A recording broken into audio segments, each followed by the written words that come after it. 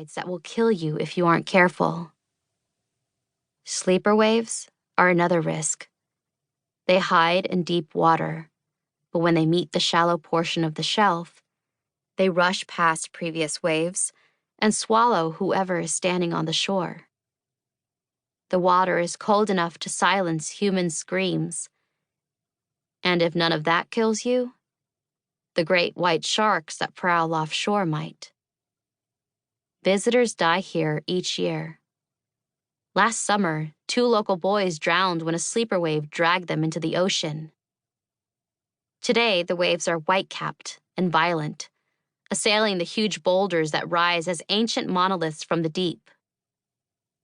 The tide swallows the shoreline in greedy gulps, and the brightening sky reveals a layer of gauze-like mist veiling the horizon. Seagulls dive and screech as they scavenge on creatures washed ashore: crabs, abalone, and starfish. In the dark depths, humpback whales, dolphins, seals, and sharks flick their tails, invisible to us until they decide to be seen. Jake glances at me, smiling. We're here. But I'm surprised to see we're not alone. Our friends, Chloe and Manny, and Manny's girlfriend, Alyssa, are nestled in the sand. What's going on? Jake parks and turns off his engine, rubs his hands together for warmth. I want to hang out. Just our group. One last time before school starts on Monday. Oh, I think. Not this again. Jake is terrified of senior year. I can't talk to him about my college applications or my AP tests without him getting moody and quiet. I won't get into an Ivy League school, but my dream of attending the University of Colorado is pretty attainable, and that has Jake worried. It's so far, he says. He believes I'll forget about him at college, as if I ever could. But I think he's more afraid to lose a person he loves, like he and his little brother Cole lost their dad 2 years ago. Maybe it's why he clings so hard. But today, he invited our friends.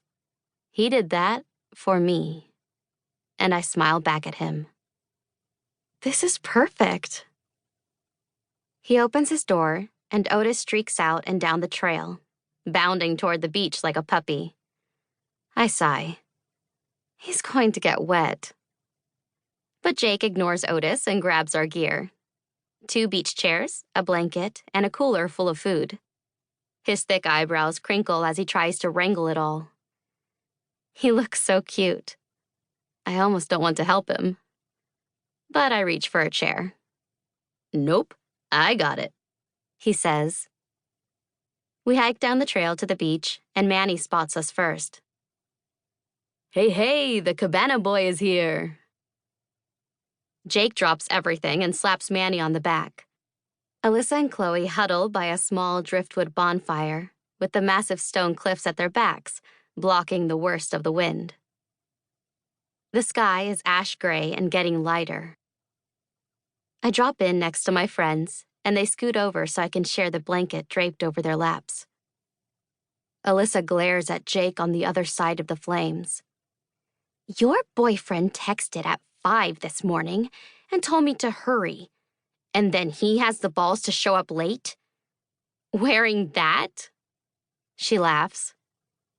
I peek at Jake's tan, muscular legs, clad in dolphin print shorts. He pulls it off. Alyssa snaps a picture of him. Don't post that! I grab for her cell.